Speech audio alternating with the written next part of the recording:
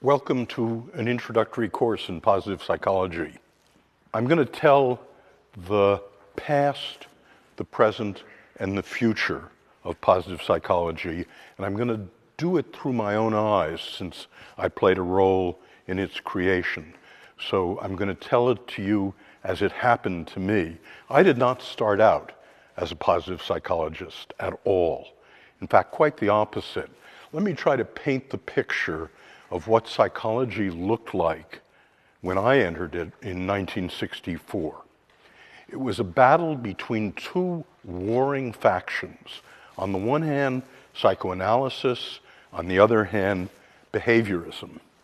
And in spite of the vast differences between these two schools, they had a great deal in common. Shared premises. The first was that what psychology was about was misery and conflict.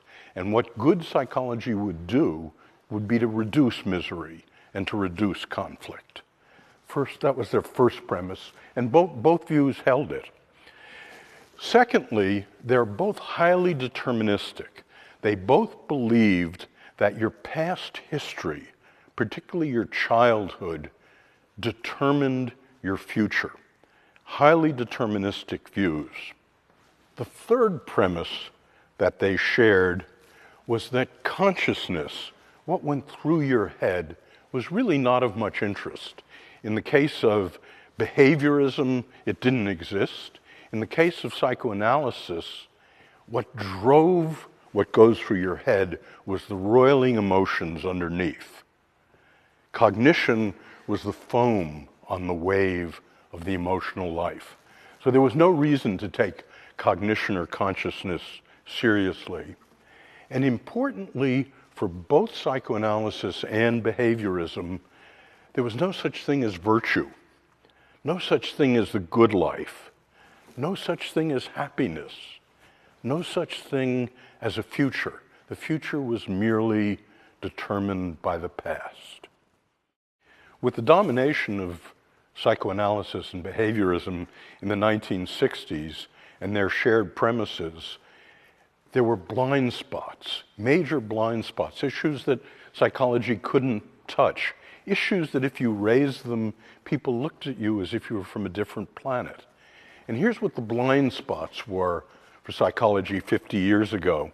The first was the notion of well-being, the notion of happiness, the notion that there could be a life above zero made no sense at all. Questions were about how to reduce misery, not how to get above zero. The question didn't make any sense. The second great blind spot was notions like, how do people choose? How do people make decisions? How do people have preferences? Do human beings have free will? Made no sense at all within psychoanalysis or within behaviorism. Third, consciousness was excluded. There was no psychology of thought, what went through your head and what its effects were. And fourth, notions of human virtue, of having good character,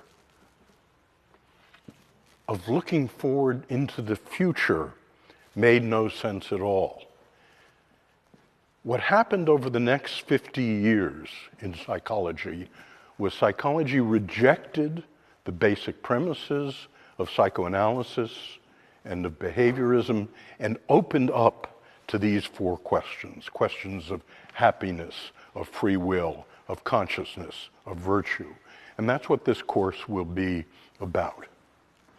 The literature is unanimous on this. Bad is stronger than good. If you match bad and good together, human beings and animals run to do something about what's bad. If you have a severe toothache, that simply overrides any good conversation, overrides almost everything. If there's a crying baby in the next room, you can't make love. The squeaky wheel gets the oil all the time. In the laboratory, if you come to my laboratory and I give you 10 cognitive problems and you get 9 right and you get 1 wrong, what do you remember? you remember the one you got wrong. What's going on here? What's going on here? Why? Well, for one thing, we are bad weather animals. The most recent geological epoch that we lived through, the Pleistocene, was the Ice Ages. Famine, flood, ice, drought, more ice. Now imagine a primate mentality that thought, oh, it's a lovely day today out there. I'll bet tomorrow's going to be really lovely as well. That mentality got crushed by the ice. The mentality that survived, the brains that you have are bad weather brains. They're brains that say, looks like a nice day out there, but tomorrow the ice is coming. And those are the brains you have. And that is the way indeed you process automatically information about a good world.